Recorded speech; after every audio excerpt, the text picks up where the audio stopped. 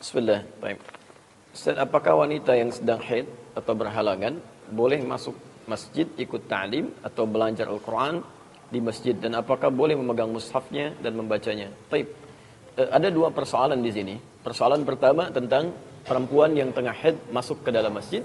Persoalan kedua, seorang perempuan yang tengah haid belajar Al-Quran. Ini dua hal yang terpisah. Baik, mari kita lihat dulu bahwa di masa Nabi SAW, perempuan-perempuan yang tengah dalam keadaan masa haidnya diminta oleh Nabi SAW untuk tidak mendekati masjid. Diminta untuk tidak mendekati masjid. Baik ya. Kenapa? Karena jelas keadaan dirinya belum dalam keadaan suci. Hanya oleh para ulama fikih dilihat apa ini teksnya, ya begitu diikuti. Jadi tidak banyak penafsiran-penafsiran. Sekalipun dalam beberapa hal suka menafsirkan juga gitu kan. Dalam beberapa hal. Baik. Misal saya beri contoh. Ya, Nabi menyampaikan nanti akan banyak datang orang-orang ke Mekah kan, dalam menunaikan haji, ada yang penunggang kuda, ada yang naik unta, ada yang jalan kaki. Dalam konteks seperti ini mereka nggak bisa dengan tekstual. Sebab bagaimana antum misalnya dari Indonesia mau datang ke Saudi sana mau haji pakai kuda, susah gitu kan. Mau naik unta, untanya juga transfer dulu dari sana ke sini ya. Baik, mau jalan kaki kapan nyampenya ya? Sampai kiamat kurang 2 hari belum tentu nyampe gitu kan. Baik. Karena itu ditafsirkan, oh ini maksudnya kendaraan yang cepat, kendaraan yang nyaman, bisa lewat jalur udara, ya, bisa lewat jalur laut dan sebagainya. Baik, jadi dalam menafsirkan hadis itu ada dua cara. Ada yang memang teksnya sudah jelas, nggak perlu ditafsirkan.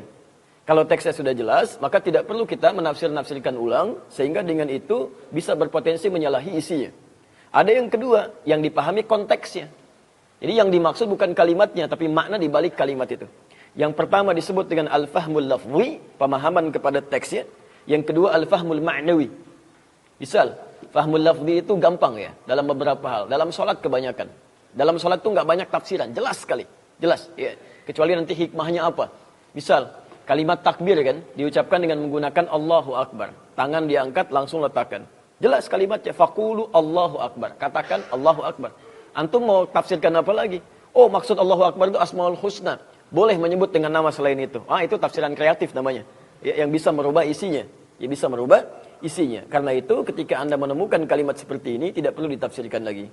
Yang kedua maknawi.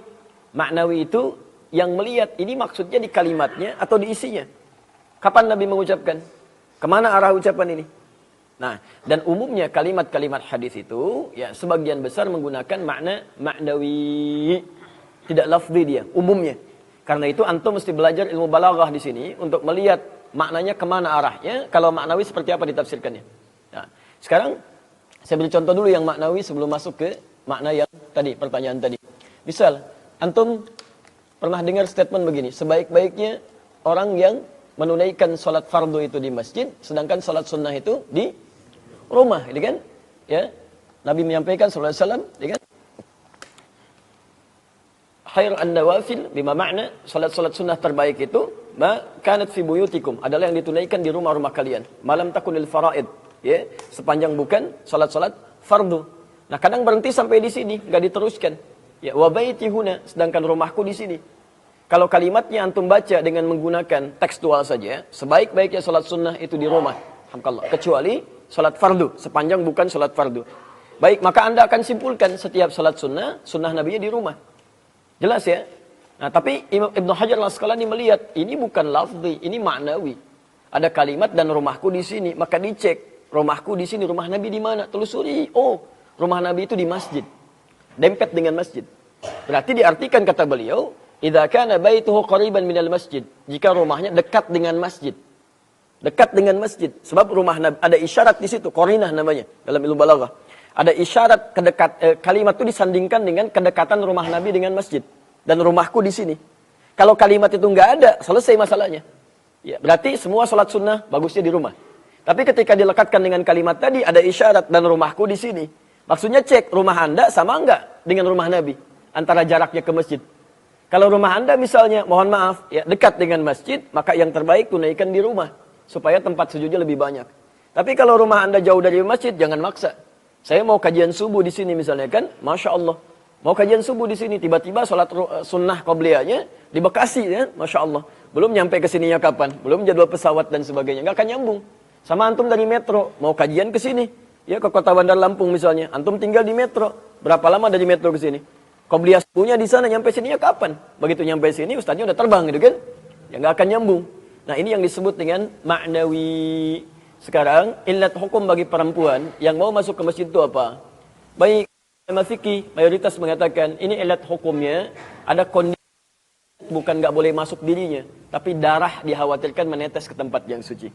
Artinya apa? Kalau kemudian ada potensi-potensi atau keadaan-keadaan yang bisa menutup illat hukum itu, sebab hukum diterapkan itu, kemudian misalnya sekarang ada semacam pembalut untuk perempuan, bisa dipastikan itu terserap dengan baik, tidak menetes kan, dan memang terjamin baiknya, maka itu nggak ada masalah. Nah, itu pandangan para ulama yang melihat kepada hadis ma'nawi. Adapun yang lafzi, dia tetap dengan kehati-hatiannya. Hati-hati, takut dikhawatirkan ada yang menetes atau tembus dan sebagainya. Karena itulah sebagian mengambil jalan tengah. Kalau memang perempuan merasa aman dengan keadaannya, silahkan gak ada masalah dia masuk. Hanya dia tidak diperkenankan menunaikan amalan-amalan fardunya yang diwajibkan pada saat dia suci. Misal sholat, dia nggak perlu sholat.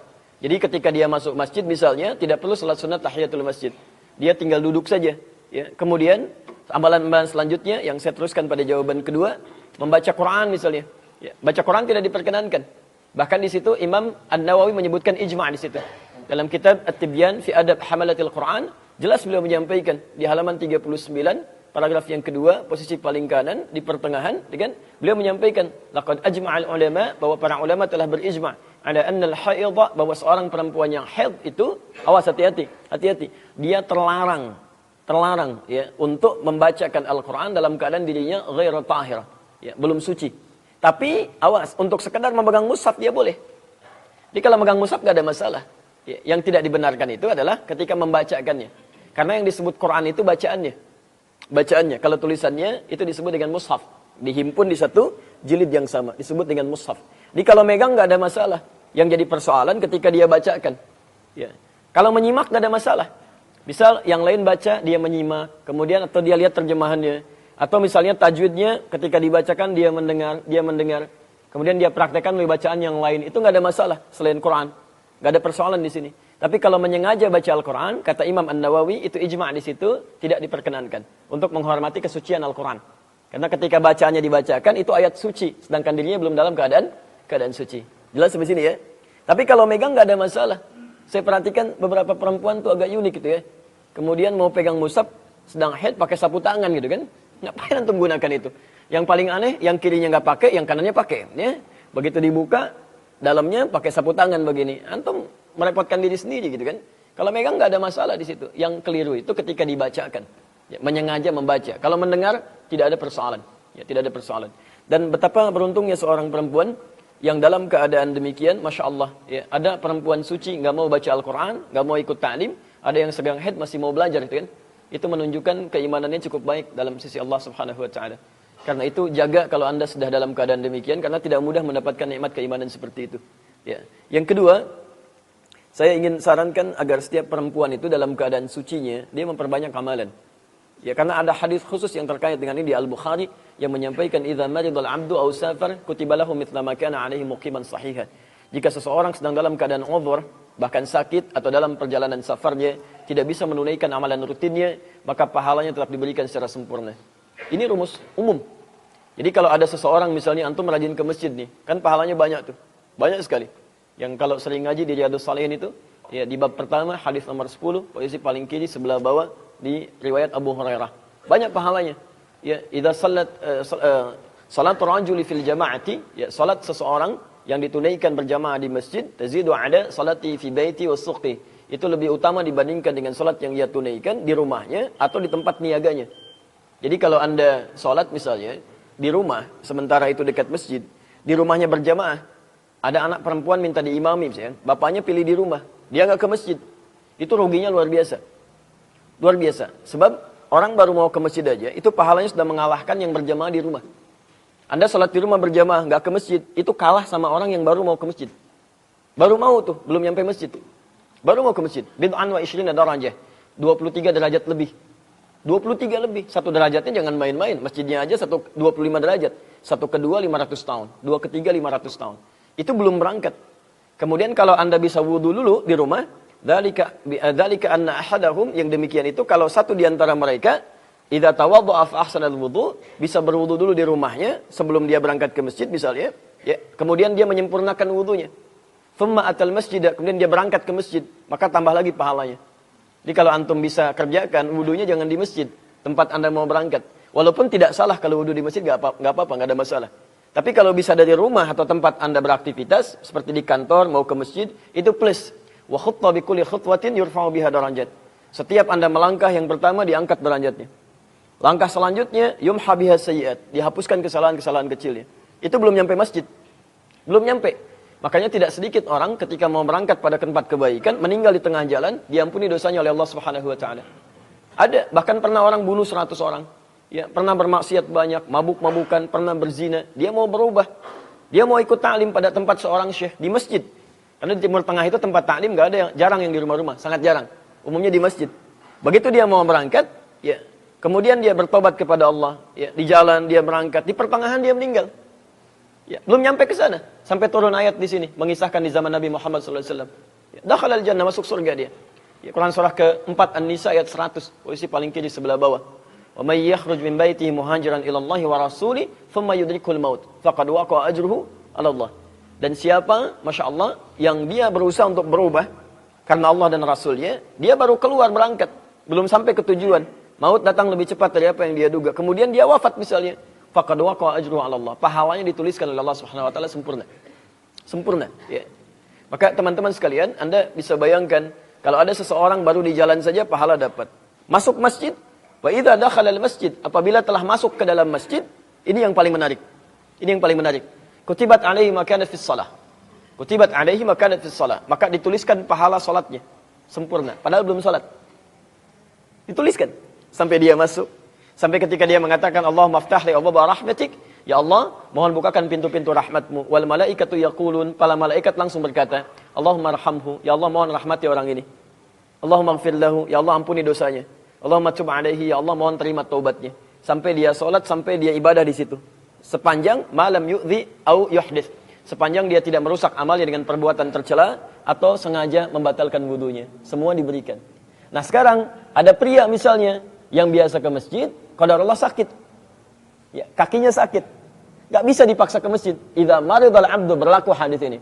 Ketika dia gak bisa ke masjid, Masya Allah, dia sholat di rumahnya pun, pahala semua itu karena sebelumnya sering ke masjid, konsisten ke masjid.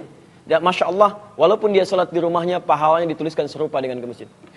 Apalagi perempuan yang dalam sucinya, dia sering menghafal Quran, dia baca Quran, dia tingkatkan amalan sunnah, dia rajin ikut ta'lim. Begitu dalam keadaan tidak sucinya, pahala-pahala itu dituliskan sekalipun dia tidak mengerjakannya.